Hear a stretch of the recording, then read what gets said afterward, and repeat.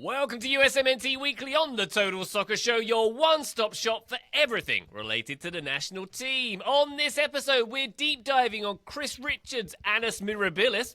We're looking at a couple of players on the edge of a USMNT breakthrough, and we're asking if Mauricio Pochettino will leave the States sooner than we may have hoped.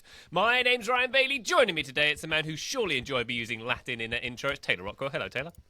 Actually, Annus Mirabilis is a Greek-American international. He's 15 years old. He plays for Orlando City, but he could make that breakthrough any time now. I'm pretty sure that's who you're talking about.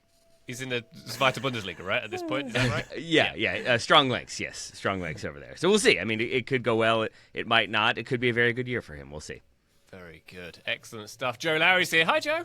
Hi, guys. That was fantastic work from your part, Taylor. This makes me think of the time where I wanted to learn what the Latin word for cookie was, and it's crustalum, and I don't know that I can make a soccer player out of that. Maybe like a Brazilian left back or something like that, crustalum, coming up through the Sao Paulo system. That's just top-tier stuff. Why did they have a word for cookie back then? Were they making cookies? It's not actually cookie. It was just dirt in the shape of a cookie, and that's their dessert at that point. Oh, so Hershey's. Yeah. Hershey's Cookies and Cream, Nice. 100%. That's what it was. Yeah, we still have that. Very good. Graham Robin's here. Hi, Graham. Hello, Ryan Bailey. I actually thought you were casting Harry Potter spells, or that player was up front for Gryffindor in the Quidditch World Cup. One or the other. Do you reckon Weston McKennie has a annus mirabilis tattoo at some point? Sure. Yeah, he definitely has an anus somewhere. Graham committing just a massive error right off the bat. Graham, Gryffindor didn't participate in the Quidditch World Cup. Thank you very much. That's like asking Bastian Schweinsteiger if he's going to win the World Cup with Chicago Fire. I've been exposed. I've been exposed. Graham's never seen Victor Crumb play in his life, and it shows. It's embarrassing. I know. What an embarrassment. Is there? I don't know Harry Potter very well. Is there actually a World Cup of Quidditch? Is this like a World Series situation where only select realms play it? I've only seen the movies, so I don't have the in-depth knowledge of exactly the inner workings of the tournament, unfortunately. Is Victor Crumb Robert Pattinson, or is that someone else? I forget. All merged into them. It's somebody else. That is somebody else. Victor Crumb is Hungarian, I think. He plays for Hungary versus, I think, Ireland in the Quidditch World Cup. He's the Quidditch Adam Salai, really, if you think about it that way. I think that's my read. Actually, more the Soberslai than anything. But, actually works. yeah, it does. Is the Quidditch World Cup taking the same? Is it like the FIFA route? Will it be in Saudi Arabia in 2030? It's 48 teams. Yeah, teams from Fantastic Beasts are now being invited. Amazing. Are they expanding it to make sure lesser schools than? But only 2 bathrooms. Yes, very important, according to the creator. I haven't watched. Be a feature central point. Of haven't the, watched Harry Potter for a while, and that will probably not change for a while. Yep. But yeah, there we go. There we go. How to take being a beloved figure and become a polarizing, ostracized, out there figure. The J.K. Rowling story. There we go. Lovely to get a reference to Notorious Turf J.K. Rowling into the TSS podcast. Early doors. Let's go turn our attention. Anyway, what? Yeah, USMNT, that's what we're here for. Right, there we go. Before we get there, patreon.com/Total Soccer Show is your destination for bonus content. It's the best way to support us. Bonus episodes, bonus video, and access to our Discord server. All the cool kids are hanging out there. Patreon.com/Total Soccer Show. A please, and a thank you, and a reminder. We Done has a YouTube channel. If you want to see our beautiful visages, you can do so there. Strike a pose, Graham. There we go. Thank you very much indeed. Let's get to USMNT Weekly, shall we? Why don't we start off, Joe Lowry, with a little discussion around Chris Richards. Were you ready? Yeah, that just got me so good. Like, just how seamlessly you commanded and Graham obeyed. That's all it was. There we go. Yeah. We were in sync. In his shirt that's the color of his skin tone. So it really Hey, I've been out in the sun today. Can you not tell? No. It's a great shirt. The Portland Thorns have a great badge. I think it's the greatest badge in American soccer. Graham, you rep that thing, my friend. It's right up there. I still think Portland Bangers, who, by the way, they released their new kits last week. And shocker. they have like 4 different home shirts, and they're all fantastic, and it's taken me a week to decide which one I'm going to order. But Portland Thorns are definitely up there for best. Surely we can do best badge discussion on the Patreon. Like, that feels purpose-built, and I'm coming in firing on that episode. There you go. Yeah. One day you'll get to Portland, Graham. I'm sure you'd like to visit that place at some point. Chris Richards. Yeah. Joe, let's talk about Chris Richards for a bit, shall we? 20 games this season with Palace, so says Transfermarkt. He's going to be in FA Cup final, of course, as well, in a week or two. Big part of Oliver Glasner's team this season at Crystal Palace. Also worth noting, a big part of the team last year as well. How's it been going for Mr. Richards at Palace so far, in your view, Joe? Yeah, it's been a good season for Chris Richards with Crystal Palace. And there's a way that I've been thinking about Chris Richards' season in this 24-25 campaign. He's been out of the lineup multiple times due to multiple different injuries, right? So that's why he's only played 20 games for them this season, is because he's been dealing with injuries. That's why he hasn't played a ton for Mauricio Pochettino with the U.S. men's national team, because he hasn't been fit and hasn't been fully available every single time now for club or for country. He's been playing as this right-sided center back in a back three, but every time he goes out injured, he's come back into the team. So he's gotten back into the lineup after multiple different injury spells, which I think is a really positive sign for how he is viewed at Crystal Palace and for some of his effectiveness on the field. He has been a set-piece threat for this Crystal Palace team. He has been a decent defender, although I have more on that later. And he has been a valuable in-possession player, albeit for a team that tends to go much more direct than they do playing through the lines. Like if you look at Chris Richards' progressive passing and progressive carries numbers, they're not good. They don't rate well in terms of percentile compared to other Premier League center backs, and that's because Crystal Palace are a bottom 5 possession team in England, right? I think Chris Richards can do some really fun stuff on the ball. He hasn't had as many chances to work on that stuff, but what he has had a chance to work on is the more physical component of his game. And I think in general, he's rated out fairly well. I think maybe over the course of this discussion, I'm going to come out a little cooler on Chris Richards and some other folks on this panel. But for him to come back in the lineup as he's done this season, I have real respect for that. And I do think that bodes well for his future at Palace. That's a plot twist if Joe's going to be the one that's cooler on Chris Richards, the one episode we're leading with how good he's been this season. The reason that I think now is a good time to talk about Chris Richards is, Ryan, you mentioned him making that FA Cup final. I watched that FA Cup semi-final win over Aston Villa on Saturday. We spoke about it a little bit on Monday's Weekend Review. And I talked about how there was so much to like about that performance, and I mentioned Ismail Assar and Adam Wharton and Mateta.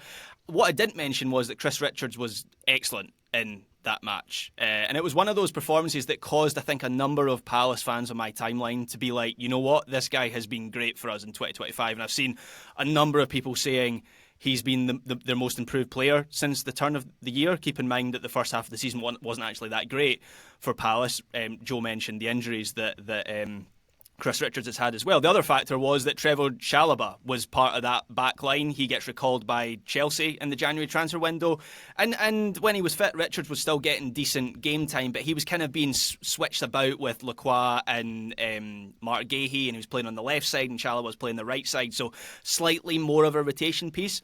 But since he's been fit and since Chalobah's gone back to Chelsea, he has been a first-team figure for this team. And fans love him. They love his. They think he's improved a lot in terms of his defensive basics, in terms of his blocks. I think his blocks are higher this season than the previous season. If you look at clearances, I think Lacroix is the only player that's ahead of him per 90 minutes, average per 90 minutes this season. And even things like this is obviously an off the pitch thing, but Palace had this big fan display at Wembley at the weekend, and it's a story about this young fan who lost their father, and a picture of them clutching a Palace shirt. Really emotional stuff. And Chris Richards donated £500 to that tifo display, and then he's singing along to Palace chants after the game, and so he's become a fan's favourite this season. And after a few seasons of dotting around, jumping around between Germany and England, and maybe not getting into the team, it feels like he is in a spot now where he has something to build on. He has a foundation to build on at Palace. He's a good age. He's maybe got that maturity and experience behind him now. And yeah, I think things are looking really good for Chris Richards right now.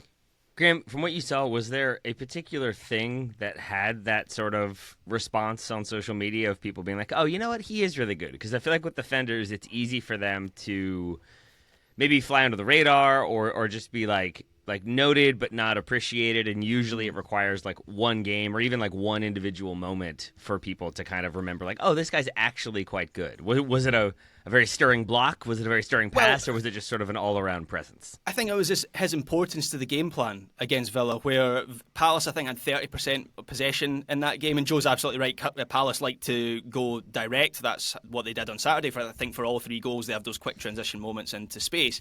But to make that happen, you have to invite Villa on top of you, And Villa are a team that likes to put crosses in the box, and the number of crosses that Richards repelled in that game was pretty incredible. And I find the discussion around Chris Richards as a ball player really interesting, because I think Palace fans would tell you that Mark Gahey is a ball player, Maxime Lacroix is a ball player as well. I think they see Chris Richards as like a pure defender, someone who's there to block and intercept and put his body on the line. And that's not to say that he can't do stuff on the ball.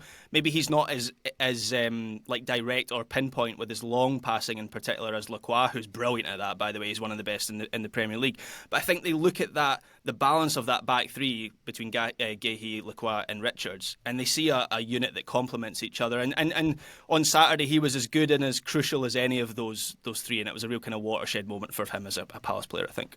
Yeah, and do you think that's backed up? Sorry, Joe. I was just I do think that's backed up by the stats I saw, where it seems like his center back partners tend to have more touches in the opposition half and more passes completed, whereas Richards, I think, is more of a I'm going to pass the ball to the center back who's going to pass the ball. Yeah, and I think we've seen for the U.S., Richards is below Tim Ream when it comes to distributing from the back, right? Tim Ream is sort of this otherworldly passer. I think even when he's playing at some of the game's higher levels, he's still a very effective line breaker. Richards can do some of that stuff, but he doesn't do it with the consistency of someone like Tim Ream, and obviously that's a problem because Tim Ream is old and not going to be around forever when it comes to the U.S., but Richards can do some of those things. It doesn't surprise me that his perception at Palace is that he's not at the level of a Gahey or a Lacroix. That feels right to me. The defensive conversation around Chris Richards, I think, is quite interesting, because the thing that I am still a little concerned about for Chris Richards, outside of his general inconsistencies, which I think are very real. When you think about him with the U.S. men's national team, when is the last time that we can think of a Chris Richards having a great game for the U.S.? I think he's been pretty poor recently, actually. 100% that's agree. The contrast with Chris Richards. When we've watched him under Pochettino, I think he's been pretty ragged. So that's the contrast. I totally agree with that, Graham. So I think the concern for Richards, other than his inconsistencies, which is kind of a general thing, and it's a little bit hard to quantify, right? I mean, maybe there's a mental component there that I just don't have the ability to speculate on. But on the field, the thing with Palace that stuck out to me this year, honestly, more than anything else, which is why I think I am a little cooler on Richards than maybe I'd like to be, is that he can still struggle to defend 1v1. And I think about this in the Bournemouth game recently, where he gets those double yellows. And in the first one in particular, he's just not quick enough to accelerate to get back into the play. And so what does he have to do? He has to reach out and make a challenge. And he picks up a yellow. Then later in the first half, he picks up a yellow because he's trailing the play yet again. I think about that moment against Jadon Sancho in Chelsea earlier this year, where he just gets dusted. He got roadrunnered in that moment for Crystal Palace. He's only in the 42nd, thanks Fran. He's only in the 42nd percentile in terms of FBref's percentage of dribblers tackled statistic. He doesn't have a great track record of keeping up with players in short bursts and making the right read. And that's partially on his positioning in the first place, because you have to know your strengths and weaknesses. And it's also just a very real physical limitation of Chris Richards' game. Back when he was coming through at Bayern and getting minutes with Hoffenheim, I had hoped that Richards would become this very well-rounded center back that the U.S. hadn't had, playing at a level that the U.S. hadn't had in a really long time. And I just don't think that's quite happened. I still think Chris Richards is the most talented center back in the U.S. pool, and I don't see any reason why he shouldn't be getting regular call-ups and regular minutes for the U.S. given the state of that center back position. But if I'm looking at Chris Richards' game with Crystal Palace, a team that is going to allow him opportunities to work on that defensive deficiency, that's what I'm watching. Like, can he sharpen up his positioning just a little bit and become a little bit more aware of how to better respond in those kinds of 1v1 defensive moments? Joe, who is the centre-back out of the pool that is strong in those 1v1? That's a genuine question, by the way. I'm struggling to think off the top of my head, because that's Ream's thing, right? Like, his issue, obviously, at his age, if you can get behind him, like, not a lot of recovery pace. It's CCV's issue as well, I think, when he's in those moments.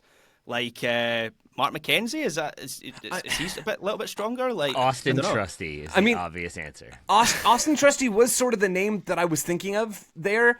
I don't rely on Austin Trusty to be a consistent presence for the U.S., but he has the frame. Correct. And he has the lankiness to cover ground, even if he's not. He's got the physicality. He's got the physicality, even if he's not the quickest. Also, like Richards, to accelerate in those short little moments. Part of the problem for the U.S. is that there is no obvious, wow, this guy is a lockdown defender center back. Like that player just does not exist.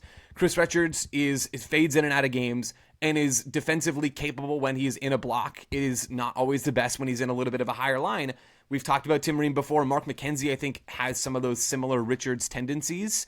And then you run through the rest of the list, and all of a sudden you're not feeling especially enthused about the U.S. center back pool as a whole, which again is part of the reason why there's no reason not to call up Chris Richards. He's getting high-level reps. He has had good moments for club and for country. I think his talent is clear. It's just a matter of him being a part of a broader U.S. trend where everybody sort of pulls themselves up by the bootstraps and says, hey, we're not perfect, because Chris Richards is not a perfect player, but we can still band together and actually impact games in a positive way, and Richards really does need to be a part of that. Yeah, I agree with everything that's been said. I would just say, if we're talking like his best season, I do think it was probably last season, which is kind of his breakthrough year. It's when he plays more minutes. He has, I think, more passes, better tackling numbers, all that good stuff. He has had consistent minutes this year, just at a lower level, or like lower number. I think Joe laid that out with the injuries. And so I think in some ways this has been almost like a sophomore season for him, even though he is now 25, 26. Yeah, so 25. He's old to be a sophomore. But I feel like next year we'll see if Oliver Glasner is still there. We'll see if he is still a starter for Palace. We'll see who changes around him. But that's maybe the other time you want to see him really kick on from there and really stabilize some of those numbers and really add some new levels to his game. Because if it is kind of more of the same, where there are some injuries, where there are some inconsistencies and inefficiencies, that's to be expected with any player. But at the same time, you still want to see that improvement year on year. So I'm optimistic for what's to come, largely because I have to be, because there aren't many other options out there.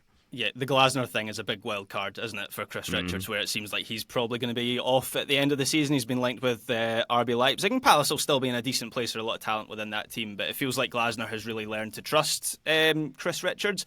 I would disagree, Taylor, on this not being his best season. I think this season has been better than last season, just purely because last season he played more minutes. Yeah, he was maybe in the team a bit more, but he was getting moved around quite a bit. Do you remember there was that period he was in central midfield, which felt a little bit weird? He played like 8 games in central midfield. Bring that back, for Palace. man. Well, I'm not sure that they should. And then he played at right back as well for a couple games. So he was kind of getting moved around, and part of that was due to the fact that Palace were playing a back 4. And I think this back 3, in the way that Palace are playing it right now, it really suits him, because he does have... I was just thinking when you were talking about Joe, his issues with like recoveries and one-on-one defensive moments. He's got Daniel Munoz on the right side, who is a machine in those moments, and then I think Maxime Lacroix is also really effective in those moments as well, with recovering in behind. So it feels like he's got protection in that back 3, and I feel like even though he's not had as many minutes, 1,600 minutes this season, he was over 2,000 last year, so he won't reach that this season, but I just feel like he's more of a central pillar for this team this season than he was last season. I don't fully disagree with that, because I'm not sure I know enough to disagree with that, Graham. But if he is a central pillar, what is the thing he does best better than the other center backs around him? Because it feels like the conversation we've had is he's in a back 3. He's not the best passer. He's not the best 1v1 defender. He's not the best kind of policing in behind and kind of cleaning things up defender. So in some ways it feels like he is almost the third best option, like when you have to play 3 center backs. And I'm not trying to be discourteous to him. He is obviously a very good footballer to play as much as he has in the Premier League. At the same time, I struggle with like what he is best at, where he can kind of make that jump to become a truly elite player, or at the very least a more elite player. I think he is the third worst centre back in that back 3, but the other 2 are Mark Gahey, who's exceptional, and I think this season, I keep calling him Maxime, it's Maxence Lacroix. Palace fans will tell you he's been one of their best players. Lacroix is his full name. Sure. Mm-hmm. We don't get that over here, so I have to take your word for that being a flavour. So like he is the third in that pecking order, but I don't think that's any disgrace. And I mentioned Daniel Munoz. He is so adventurous, Daniel Munoz, down that right side, and I think just having the defensive instincts of Richards on that right side to cover him behind, where he can play right back. The fact that he can play right back in the area of the pitch he occupies for Palace makes me think, what happens when Sergiño Dest comes back into the USMNT? Is there a world where Richards is, if it's a back 3 with Dest as a right wing back, is he the right-sided centre back? Could he do the Joe Scally role? Would he be better in that position than Joe Scally? I think it's a possibility. But that's what I would say about Richards in this Palace team, is on that right side he's really, really valuable. Looking at the next Palace manager odds, by the way, Graham, Thiago Motta's up there. The favourite, Gareth Southgate, Palace legend. Both of those, I think, flirt with the back 3. Could be interesting to see how that goes if he sticks around. Bring back the waistcoat. Or Ted Lasso. He is essentially the manager of Crystal Palace, like the fictional Crystal Palace. So let's go Greyhounds. Yep. Indeed. Very good. And Taylor, production note, thank you for not calling it LaCroix, which is something of course. I don't like. I'm not a Philistine. Thank you for not saying or Philistine, depending. Hey. Let's take a quick break. When we come back, we're talking about Seb Berhalter and Quinn Sullivan and their chances of making a breakthrough into the USMNT. Join us then. Total Soccer Show, welcome back to USMNT Weekly. We're going to have a discussion now, Mr. Rockwell, about a couple of players who we think might be making, or potentially could make a breakthrough into the senior men's team. Why don't we start off with Seb Berhalter, son of Greg, born in London. Presumably while Greg was at the aforementioned Crystal Palace. I spotted that as well and thought, oh man, I hope Ryan hasn't noticed that. But he has, of course he has. Of course I did. It's the first thing he checks, I'm pretty sure. Yeah. With Berhalter's Crystal Palace stint. I'm assuming that is when he was birthed in the great city of London. Alexi Lalas, I believe, has listened to the show. Hello, Alexi.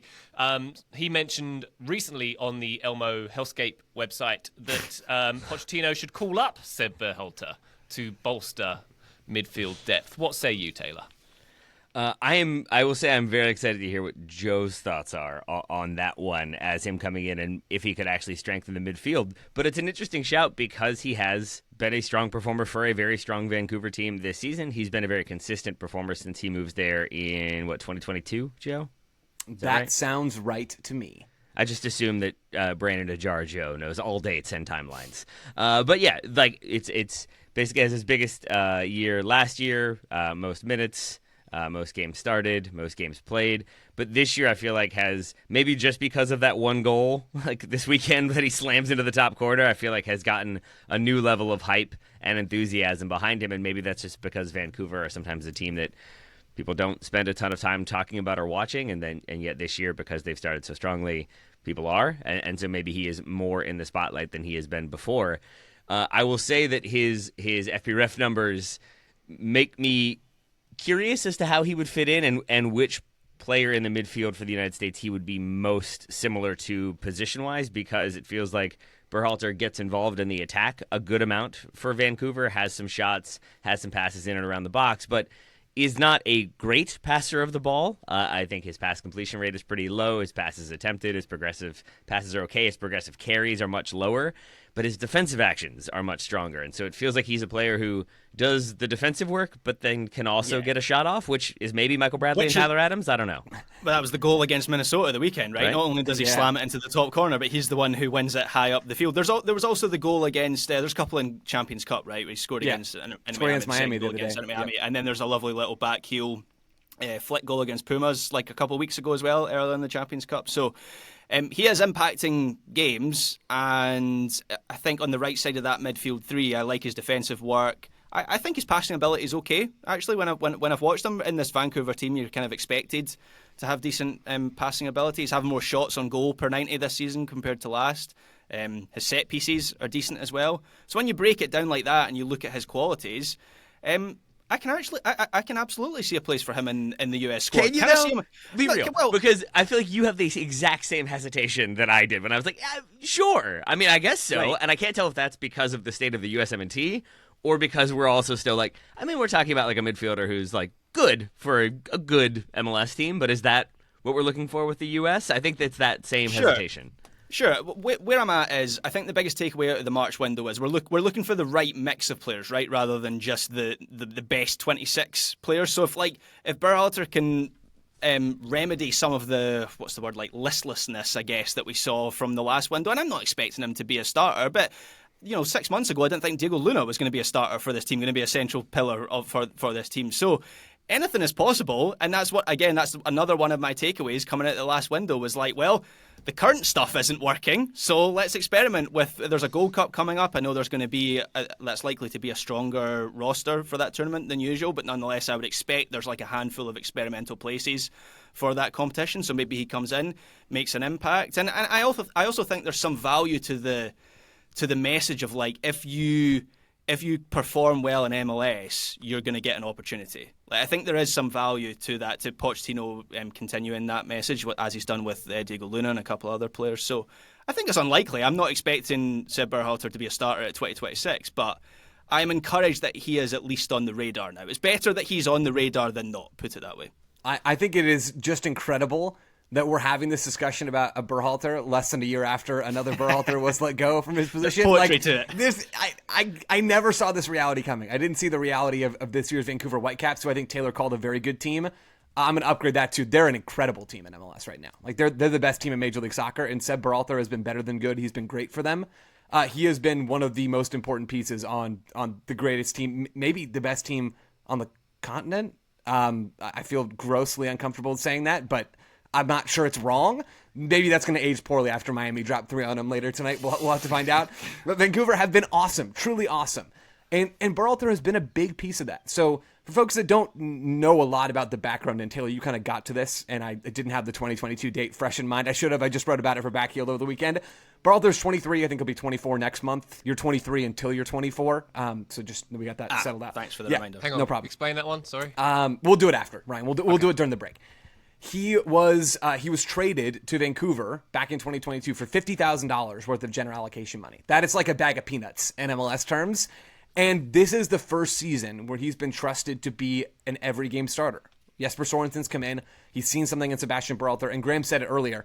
Berhalter has been playing as this right-sided central midfielder in a 4-3-3. So he's playing as that kind of free 8 where he's able to do so much different stuff. And Taylor, you got at this really well. Because Berhalter, in my mind, is kind of an odd player in that he is defensively resolute. Like, the dude can win the ball. He's a worker.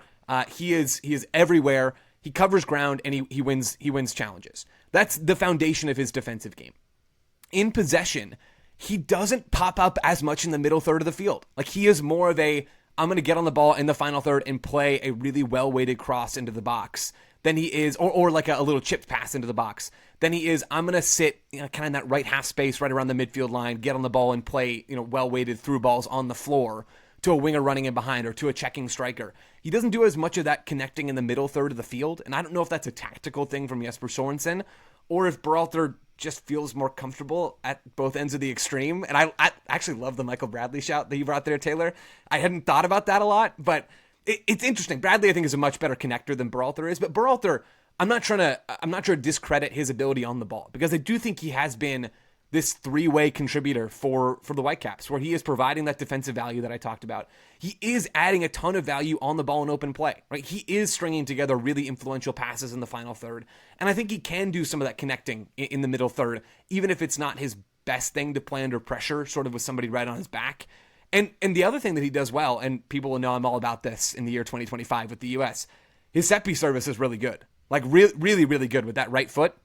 The way that he puts the ball into the box is, it's not quite like this, but it's a little bit Julian Gressel-esque with the bend that he puts on some of those passes and how he goes about serving the ball into the box. So I really, really like Sebastian Berhalter. I think he could absolutely be a fit for the USMNT. I don't think he's going to be a starter for the U.S., like Graham said, in 26. I don't see that happening. I don't think his on-ball talent quite necessitates that sort of role for him. But I've talked to teammates of Sebastian Berhalter's, and they like go. You almost can't get them to stop about Sebastian Berhalter's mentality. Like guys that have played with him for years and years have talked about how you could see it. Like, you could see that his mentality is different. Like, he is out there and he is hungry in a way that like some other players just aren't. And I know we've been talking about this with the U.S. as a need, and I always get a little uncomfortable there because I'm not in the locker room and it's all a little hand wavy. Gotta say, that's another thing that makes me think that this wouldn't be the worst thing for a Gold Cup, where, as Graham said, you're probably going to be missing a couple of players. Thinking about the Club World Cup, where Dortmund and Juve are both in that competition. Don't know how those rosters are going to stack up, but there might be a couple of midfield spots open this summer. Another player, Graham, to throw into the mix for a potential spot in the roster, Quinn Sullivan. Of course, older brother of Kevin Sullivan. What do you think? Quinn making a breakthrough? So he's certainly making a case for himself. And these two players are not really, I don't think they're like for like in terms of the position that they play. Berhalter's been on the left side of midfield 3. Quinn Sullivan's been more on the left side of a midfield 4, in a slightly kind of more wider role. but they're being thrown together as a contrast because you've got two players that a few months ago, even like 2 months ago, weren't on the USMNT radar, young players making great leaps forward, and now they are sort of on the radar. So I've seen this discussion banded around social media, Quinn Sullivan v Seb Berhalter. I think Philly have been a lot better than people expected them to be this season, and Sullivan's been a big part of that. He's got 6 goal contributions in MLS, which puts him up there with some of the most productive attacking players in the league. He's got For Philly in general, he's got 29 goal contributions, which apparently he's the youngest player to reach that under the age of 22 for Philly, which kind of surprised me. Like, I know he's been around for like 2-3 seasons at this point, but more productive than I would have given him credit for.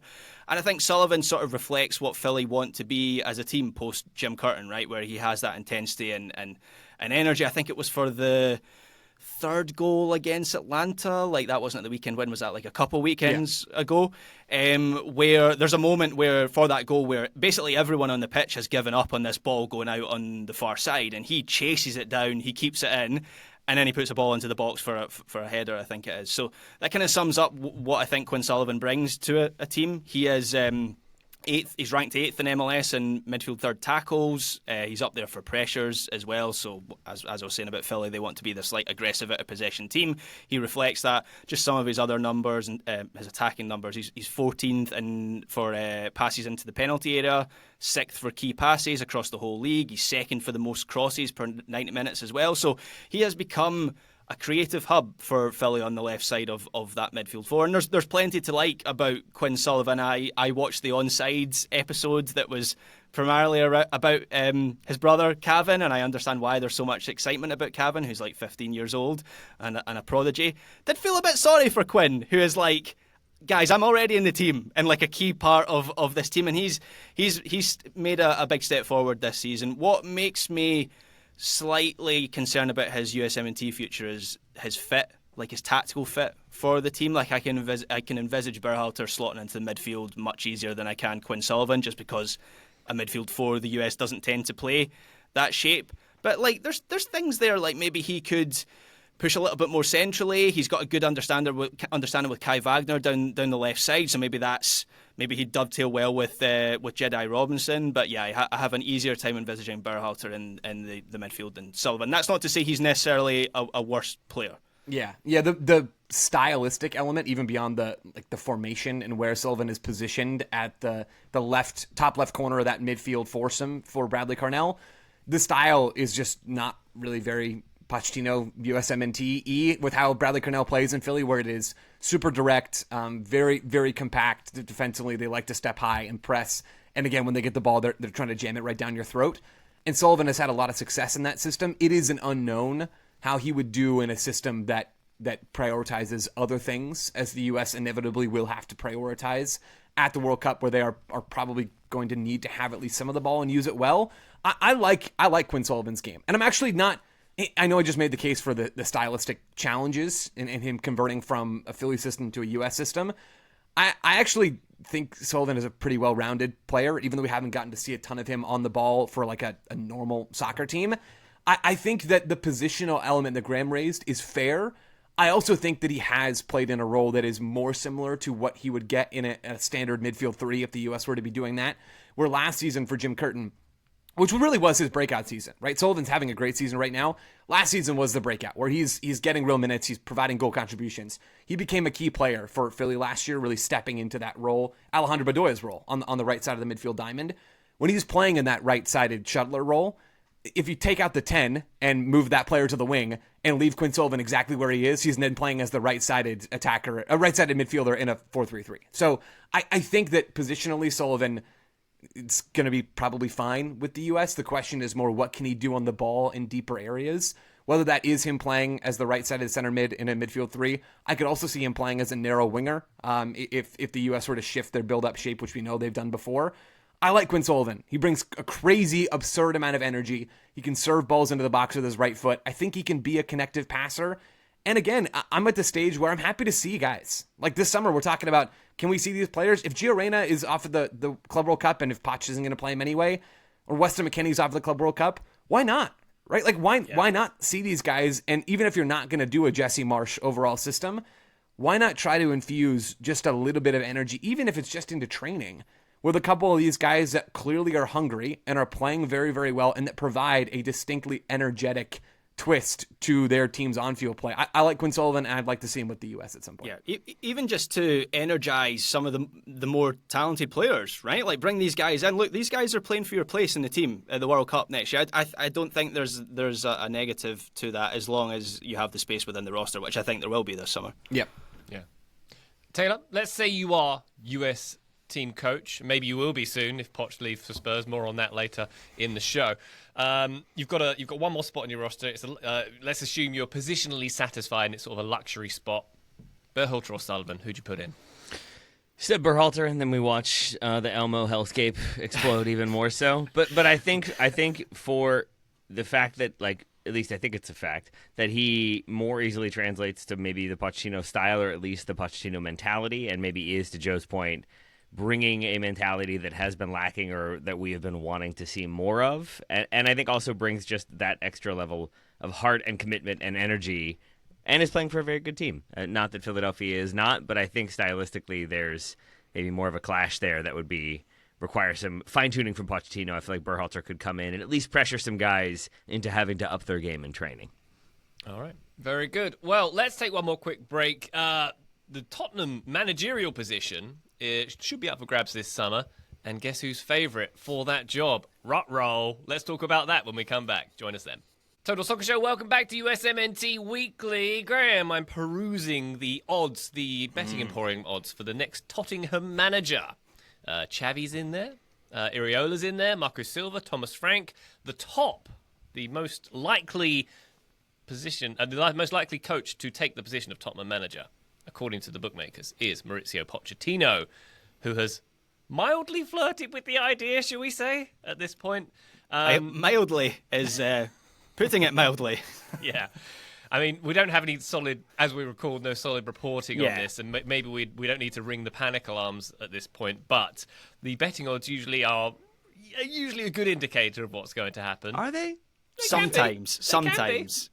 Yeah. So the way that those are calculated a lot of the time is betting, particularly the large betting companies, will have insiders who do have information, and that's when things can be legit. But markets can also be moved by like 1,000 fans putting £10 on someone to be the manager, which is kind of what I suspect the Pochettino thing is. But I think the fact that Daniel he gave Levy's that been betting interview, on it, is that what you're saying? Well, he's not allowed to admit that to the FA. I think that interview back in March is what makes this a legitimate talking point. I'm not panicking just yet, but clearly there is a desire from Pochettino to return to Spurs at some point in the future. And so if this job does come up in the summer, it would not surprise me if he gets a speculative call from Daniel Levy or whoever's making that call at Spurs. And on some level, he will be tempted to take that job. I personally would be shocked if he did, but it's not completely out of the question. So that's where a little bit of nervousness comes from. Are we panicking that Poch is going to go, or panicking that he's not going to go? I mean, the U.S. Well, yeah, after US March, struggling in the Nations League. I wonder if Greg Berhalter. I mean, he might get fired by Chicago right after that 7-goal game. Wonder if we could get him back and maybe get Seb Berhalter in the team too. What do you think? No, Berhalter goes to Spurs, obviously. That makes everybody happy. Right. Yeah. Right. No, he's a Palace guy. He'll replace Oliver Glasner. Okay. Well, I think that Nashville-Chicago game at the weekend was the Pochettino emergency playoff match, and so I think Patches O'Houlihan gets the job back. Yeah. Yep. Anthony Hudson comes out from backstage and says, "What's up, guys? I'm back." I mean, Joe, we are talking slightly in jest here, but it is a scenario that could happen. Either way, the optics with Mauricio Pochettino and the way it's kind of this flirtation with Tottenham that seems to be happening, it's not good for the program, is it? Can I interject to say... you go, Taylor. I think when we talked about this last time, I maintain that this is the case. That was this I feel like there's an equally likelihood at the very least that this was a hey Mauricio, do you want to manage Spurs someday? Yes, I love Spurs. I had a wonderful time there. If ever they came calling, I would want them. In the same way that anybody asks a Premier League player on preseason in the United States, would you ever play in MLS? They're not going to be like, nope. Don't like it, don't want to be here. They'd be like, you never know what will happen. It's a fascinating league. It's a fascinating country. I'd love to see what happens down the road. For now, I'm focused on my obligations, but one day it could be fun. And sometimes that gets spun into this player says they're definitely coming, and sometimes it's not even a story at all.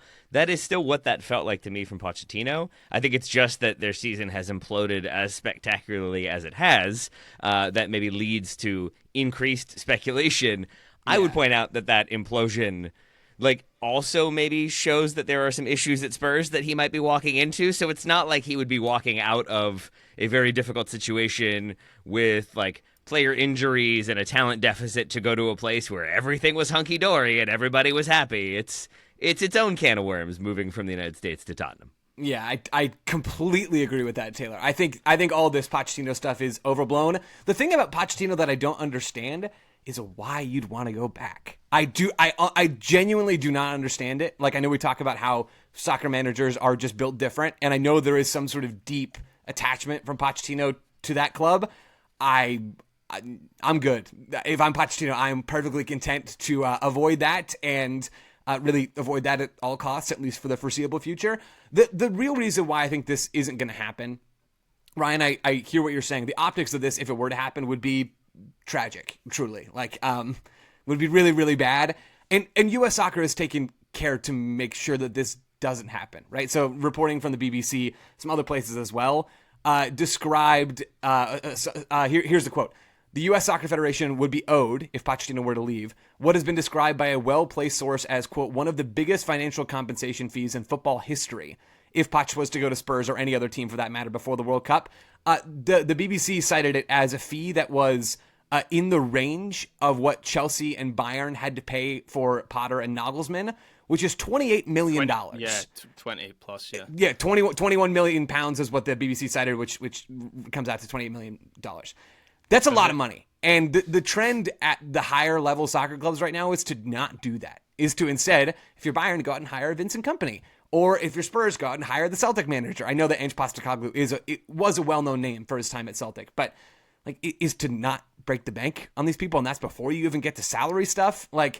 I just have such a hard time imagining anything like this even coming close to happening right now. I totally agree with Taylor. This feels like Pochettino leaving doors open for the future, which is exactly what I would do. Surely U.S. Soccer and Pochettino have talked about this stuff a bunch. Even before he was hired, Pochettino is a well-known name. And when you're hiring a well-known name, this is the kind of stuff that happens. And this is sort of new water for the U.S. to be treading in as a federation. But they're not blind to this part of the business. They're not blind to how media works. I kind of think this is a non-story, even if it is a fun sort of reality to imagine, what would you do in this case if it were to happen? What would you do? That is the fun part. Yeah. We talked BJ. We talked about it already. I think Don Carlo would be getting a call. No. Save us, Don Carlo. You know actually what I feel like would happen is that Jim Curtin would get a call, and Jim Curtin would take the call and he'd do it for free. That is what I think would happen. But this just isn't going to happen. I was tongue in cheek about. I fully agree. I was tongue in cheek about, are we so sad if Pochettino leaves? Easier for me to say, after the Nations League stuff and about how the U.S. really, really struggled in March. Would it be such a bad thing? Yeah, I think it would be a really bad thing. The optics of it would be really tricky. And the fact that you have to bring in yet another manager, you just give up. If you bring in another manager, you just give up on having any semblance of a unique tactical approach or a tactical approach that elevates your group. That's what you'd have to do so close to the tournament. They haven't done that already? No, I mean, you still have enough time to build a little bit under Pochettino. I mean, this summer is going to be his longest spell with the players prior to the World Cup, and I think there needs to be some real progress that we see from the U.S., and I expect that there will be. It would be a big pill to swallow if this were to happen. The good thing is that the U.S. are just not going to have to swallow that pill. The optics for Poch would be bad as well, particularly for him and his reputation as a project manager. I think if you give the commitment to Matt Crocker, everything's about the World Cup, and then you bail before the World Cup, regardless of how bad the situation looks now. And look, I think candidly, this is pure speculation. I'm trying to get into the head of Mauricio Pochettino and his lemons. I kind of wonder if he does. If that Spurs job comes up, maybe he does regret taking the US job with the timing of that. I'm not saying that he's not enthused about the project on some level, but I just think if he bails, keep in mind he was only at Chelsea for one season as well before he essentially. I know it was and he wasn't sacked. It was a mutual parting of ways between those two parties. So all of a sudden his career starting to look a little bit patchy at that point. But I would like to know what he truly thinks of this situation as it is unfolding. Unfortunately, we'll never get those quotes. Yeah, we'll wait for the book on that one. Yeah. I guess the thing I would push back on this slightly, Graham, and maybe this just doesn't matter. There was never any project with Pochettino in the U.S., was there? That's true. It's a like, stopgap. Yeah, 100%. Like getting hired less than 2 years before a World Cup, that was not the plan. The plan was to give Berhalter the World Cup cycle because you rehired him, and the Copa America went bust for the U.S. I don't think there was ever any project here, and honestly, I think going back to Spurs would do wonders for Pochettino's reputation. Like, coaching the U.S. is not a super glamorous thing as far as international soccer is concerned. You're mostly out of the spotlight. I know the World Cup is going to be a different sort of spotlight at a degree of brightness that not many managers will experience. But going back to Spurs of good boy goes home is like as good as it gets reputation wise. And I can imagine like some lore of like proper football men in England being like, they said soccer and he told them where to go, and then came back to the Premier League where they call it football, like proper men. Oh, we might be bogged down in semantics here, but what do we mean by there's not a project? Because, like Thomas Tuchel at England is the same situation, right? He's going to hang around for just the World Cup. I consider that a project to win the World Cup. Is that not what it is? That's not a project in the sense that I meant it with Pochettino. Like, I think you could say that Pochettino at the US is part of a larger project of US soccer, but it's not his project. Whereas I think at Tottenham, clearly it was like his project. And that's where he's built his reputation. I'll attempt to define project, and maybe that'll help. I think of that, and I don't tend to use that term, I guess for the exact reason that we're hitting right now. But I think of it as like a building towards something and creating a sustainable process by which you do things and creating an obvious on-field identity. That's sort of what I would think of over a sustained period of time. Greg Berhalter's project with the U.S. was to change the way the world viewed American soccer, and that meant changing how the U.S. played stylistically, and there were multiple sort of bites at that apple, and neither one really ended up playing all that much. With Pochettino, and you only have 2 years, less than 2 years, you're not really doing much that's going to create this long-term foundation for a team. I think that's sort of part of the project. If you're in there for such a short period of time, like, you have a goal maybe, which is to have success at the World Cup, but you're not like changing the way the sausage gets made while you're there. Yeah, and that's difficult in international soccer as a whole, right? Like, Yep. I find it's easier to do it's easier to be what I would call a project manager in club soccer. I don't know if you can do it in international soccer. The other thing I think for Pochettino sticking around, like the other argument in favor, not that he needs one, is to Joe's point, like once you take the US gig, you are sort of out of the spotlight at that point, right? And like maybe you're going to get mentioned here and there when you lose to Panama and then lose to Canada. Maybe you get a mention in The Guardian for like a day and then you go away. And maybe if they win the Gold Cup, maybe it gets mentioned in European newspapers. Probably not. If they have a terrible tournament at the Gold Cup, maybe it gets mentioned, and probably not. But if they go to the World Cup and they spring a surprise and they make a run, or they maybe win one knockout game and then look exciting, that is when a manager does come back into the spotlight. And it's what like Gus Hiddink has done historically. But I think there are other managers who have sort of like taken a team that maybe weren't in the spotlight and suddenly they're performing well at a World Cup. And then there's this massive hype for that manager and they've got to make a move and they're back in there.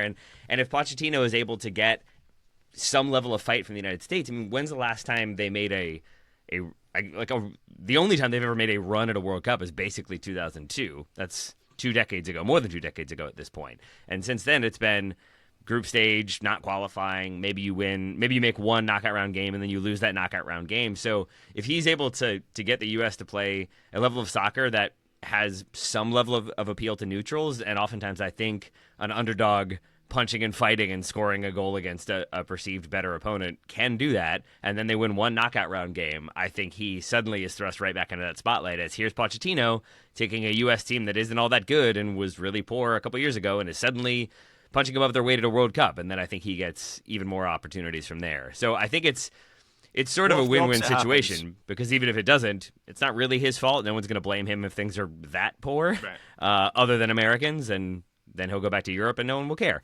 So, like, I think, but if he jumps ship now, it to Graham's point, I think to build off Graham's point, it just looks chaotic that he leaves Spurs when he had, like, helped, develop or, like, build Espanyol. Then he goes to Southampton. He helps develop an identity in the program there. Then he goes to Spurs and does the same. Then it's a 2-year gap. Then it's PSG. That doesn't really work out. Then it's Chelsea. That certainly doesn't work out. Then he leaves the U.S. after a couple months before the World Cup to take over Spurs again.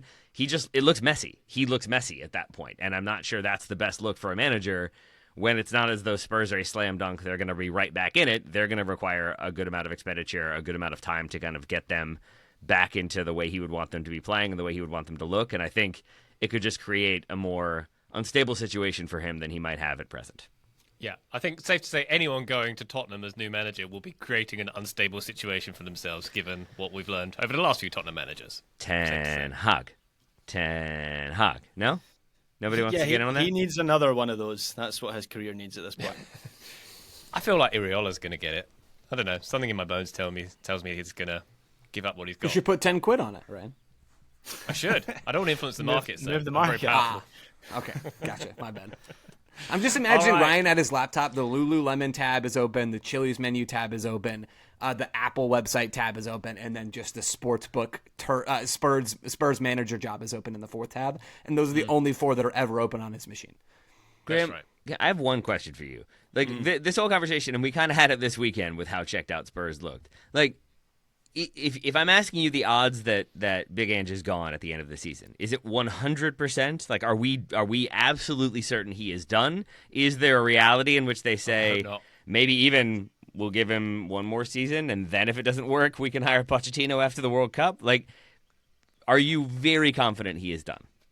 This is purely my gut, and on the basis of reporting that's coming out, yes. But then I said the same thing about Ten Hag, and he won the FA Cup final, and they kept him on. So I guess we've already mentioned Ten Hag in relation to the Spurs job. Maybe Big Ange becomes the new Ten Hag.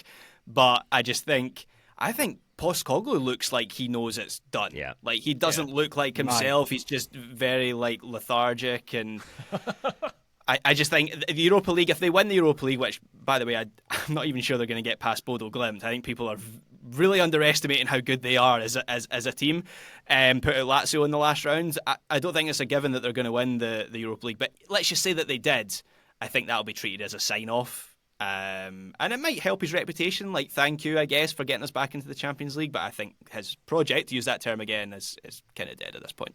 Yeah. Surely it's untenable for him, no matter what happens in Europe, to lose that many games in a season for a club with the ambitions of Tottenham is not acceptable. I They've can't lost see how he survives 18 games or something. It's unprecedented. Like, to look at the Premier League table, and you see it every so often, like after 10 games or 15 games, you'll see big clubs down in the bottom table. We're like 4 games from the end of the season, and Man United and Spurs could feasibly finish as the worst of the rest, outside the bottom 3. Just completely unprecedented. I never thought I would see that. So congratulations, Big Ange, I guess. We've turned a USMNT episode into a Manchester United and Tottenham discussion. Here it goes. Awesome. We didn't deserve that stray. Great stuff. We did not deserve that stray.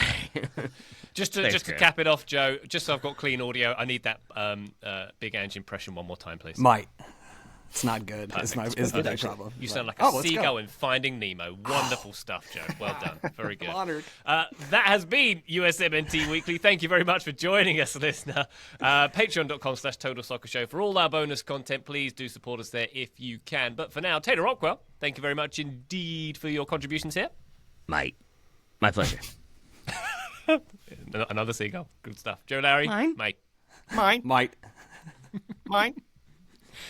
Graham Ruffin. Thank you. Thank you, Ryan Bailey. Thank you very much, listener, for joining us via this medium. We'll be back very shortly on this feed. But for now, bye. Mate.